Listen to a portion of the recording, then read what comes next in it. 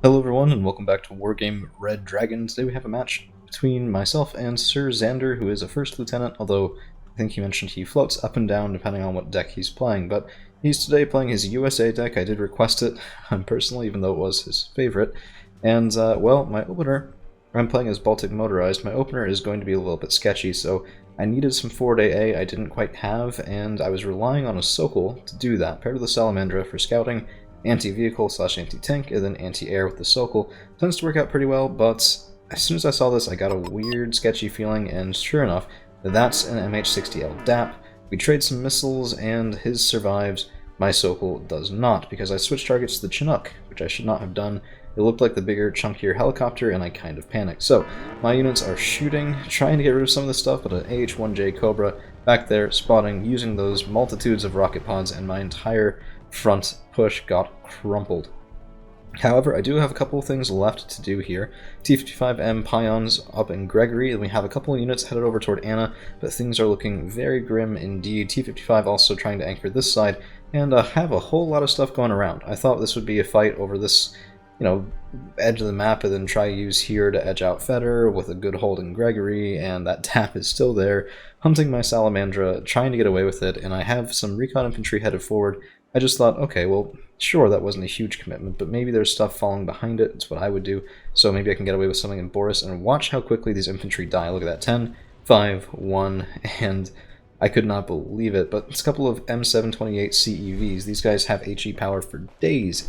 8, and there is a small explosion as well. So the Pion's moving up. Probably should have retreated him back to the top here, but I thought, well, I mean, fine. It's fine. It is what it is. It's alright. I was a little bit panicking as well, which I was informed today, and rightly so, that I tend to panic by some things, and yeah, I definitely did.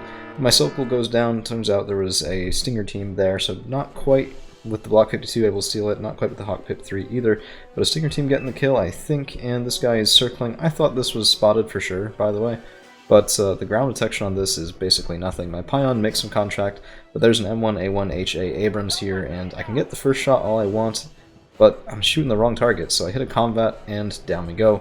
We lose the Pion for barely 30 points worth of gain, so I am bringing out a couple of ATGMs, a couple of nice things here for Cheriton, trying to pad that out a little bit. Only a couple of units of Reskas in Kuriyama, and Musty's Charioteers on the left-hand side, and at this point, if I don't get something good done with these guys, we're toast. So this isn't a Helo rush, but it was just as much of a last-ditch effort. So we have in here, we have a KT, we have an XA-180, a Musty, and another XA-180 carrying some specialized infantry. So this is Raskazin Kurima in the Musty. We have ATGM teams and Iroquois Yekri, and then some standard infantry and a triple stack of Terra Musties just for cheap recoilless rifle jeeps and all of that. So seeing my opponent's stuff moving up, I'm trying to get the spikes online, T-55 as well, and we do make contact here.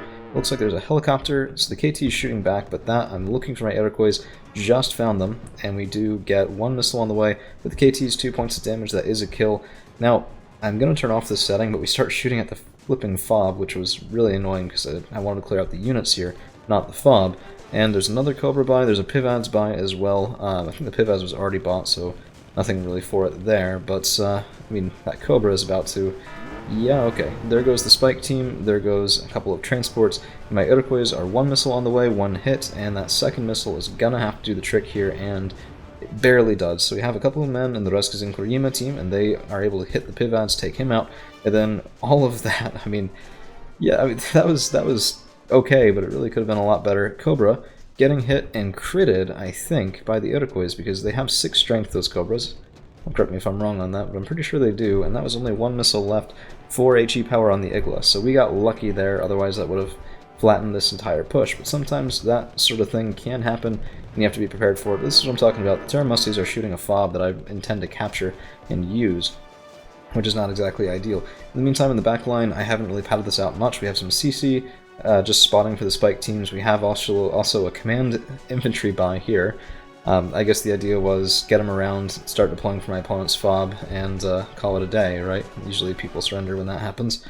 Not that I would know, I definitely don't do this often, right? Had it done to me a fair few times, though. So Rescues and Kurima clearing out those support vehicles, And then between all this fire support we have here with the Terra Musties as well, we should be able to get those riflemen dead pretty soon. But a couple of those M728C EVs are headed back, and my one comment I think would be, even with that push through the back end there, I think my opponent probably could have pushed through my front line and still had this game in the bag. But I don't know, it would have been difficult with the spike teams, that's for sure, because that H.A. Abrams wouldn't have had much support, and no air support at all once Elena is lost, so that could be pretty tricky. Syria 30 is coming around because I didn't think I had anything to get through the armor of the M728s, and it turns out I'm a little bit wrong about that, but this was a huge buy for them. I was thinking also could go up to the H.A. Abrams, but I didn't quite react quickly enough to get him. It would have been a nice side shot, but Combat's headed up this side. Charioteers going to take a couple shots there, and it looks like no dice, but yeah, the first CEV goes down to a couple of Terra Musties,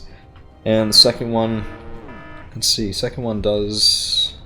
Oh, yeah, Syria got the kill, but the evac Winchester is going to be right over my opponent's air defense, and yeah, first shot, second shot, down he goes. So MI-17's headed over to cap that, but that is going to be all she wrote just a little bit before I get there. When the combat dies and the spike team was shooting at things and Gregory as well, that's going to be a surrender from Xander. So he is a fan of the channel and definitely deserved the win, played far better than I did. I did something cheap while expecting to lose, and it barely pulled my ass from the fire. So thanks for the game, Xander. Hope to see you around again, and I do really appreciate the comments on the channel. They make my day. So, alright, in terms of units got good kills, Erko Ziekri did pretty well. DAP, 2 Cobras, Rifleman, Spike Team killing a Humvee CP is always nice. I think that was, again, that was the enemy home zone there. Vasquez and Glorima killed the Pivads that otherwise would have shredded some infantry and other bits of that push. And then, yeah, I think that's about it.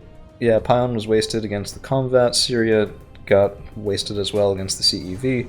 All in all, a really sloppy game, but a really good time. So, that's all I've got for you guys today. Thank you all for hanging around, and we'll see you again real soon.